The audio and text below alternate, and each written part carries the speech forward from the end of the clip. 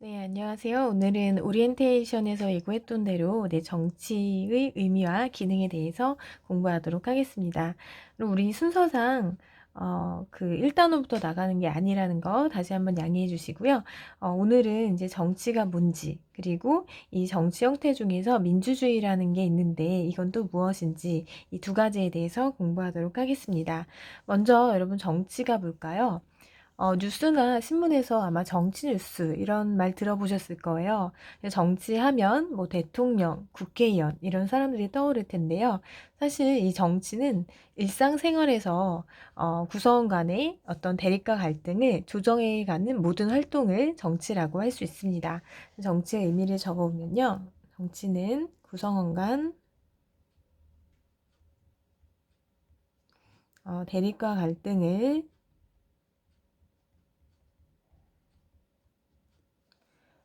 조정 또는 해결해 가는 활동입니다. 어, 우리가 혼자 살아가는 게 아니죠. 여러 사람들이 같이 살아가다 보니까 서로 갖고 있는 생각이 달라요. 예를 들어서 여러분 이제 반티를 정한다고 해볼게요. 네, 학급에서 반티를 정해요.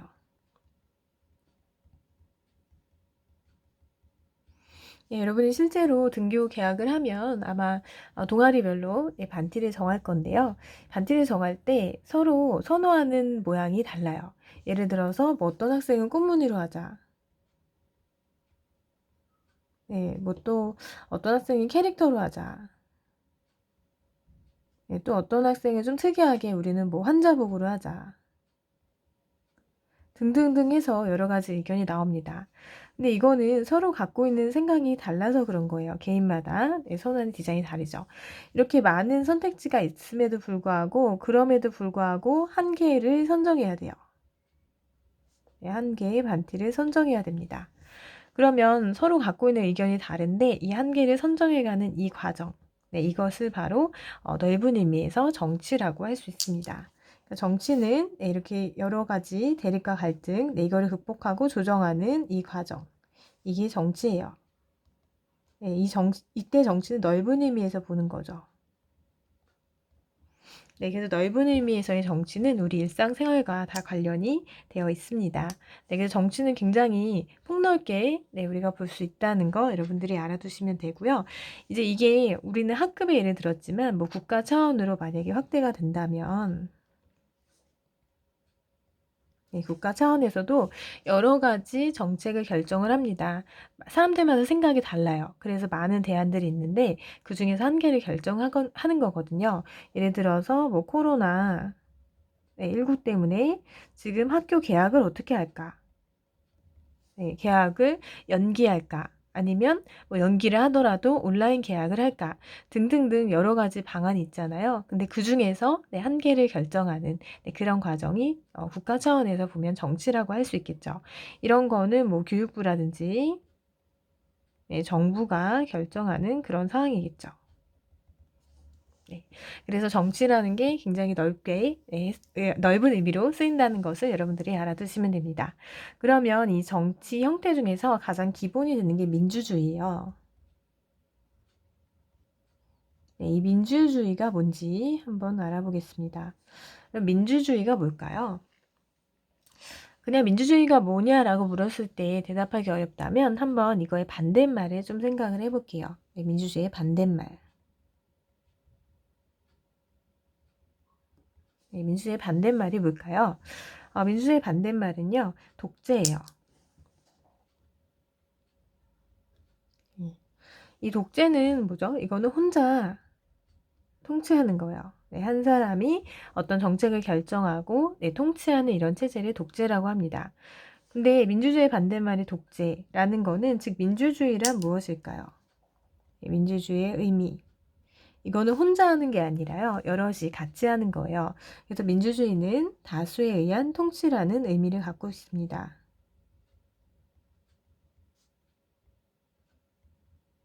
다수에 의한 통치를 민주주의다 이렇게 얘기하는데요. 여기서 당연히 다수는 누굴까요? 이때 말하는 다수는 국민이겠죠. 그래서 국민이 참여하고 결정하는 그런 정치 체제를 민주주의다 이렇게 얘기를 합니다. 근데 선생님이 수업을 해보면요, 민주주의 반대말을 물었을 때 많은 학생들이 그 공산주의를 얘기해요. 네, 공산주의를 얘기한 친구들이 있습니다. 근데 민주주의랑 공산주의는 완전히 다른 개념이에요. 이게 어떻게 다르냐면요. 이 민주주의라는 거는 정치에서 얘기하는 겁니다. 정치 형태가 민주주의냐 독재냐 이렇게 얘기하는 거예요. 얘는 이제 정치의 영역이에요. 네, 정치 형태예요. 근데 이 공산주의냐 아니냐 이거는 정치가 아니에요. 이거는 경제 형태입니다. 경제 형태 또는 경제 체제라고 할 수 있습니다. 그럼 공산주의의 반대말은 뭘까요? 네, 공산주의의 반대말은 자본주의입니다. 그러면 이 둘은 어떻게 다르냐? 공산주의, 자본주의 아마 들어보셨을 텐데요. 네, 우리나라는 이 자본주의를 근간으로 합니다. 이 둘의 차이점은요, 이 생산수단. 생산수단이라고 하면 물건을 만드는 데 필요한 것들인데요. 예를 들어서 뭐 공장이나 기계, 뭐 토지, 이런 것들이에요. 이런 생산수단을 개인이 가질 수 있냐, 아니면 국가가 소유하냐, 공유하냐, 이거에 따라서 두 가지 체제로 나눕니다. 먼저 이 생산수단을 국가가 가져요. 네, 어떤 공유를 하는 거예요. 네, 국가가 소유를 해요. 개인이 가질 수가 없어요. 네, 이러면 이 체제를 우리가 공산주의라고 합니다. 네, 근데 만약에 이런 생산수단을 개인이 가질 수 있어요. 개인이 갖는 걸 사유라고 하거든요. 네, 개인이 가져요. 이러면 이 체제가 자본주의가 되는 겁니다. 네, 그래서 이 공산주의, 자본주의 이렇게 나누는데 공산주의는 어떤 분배를 중요시해요. 네, 그 물건이 필요한 사람한테 분배되는 그런 거를 중요시한다면 자본주의는 시장에서 가격이 결정되고 이것을 이제 경쟁을 통해서 획득하는 이런 방식으로 운영이 되거든요. 그래서 이 공산주의냐 자본주의냐는 경제의 형태를 나누는 거고 민주주의냐 독재냐는 정치 형태를 나누는 거예요.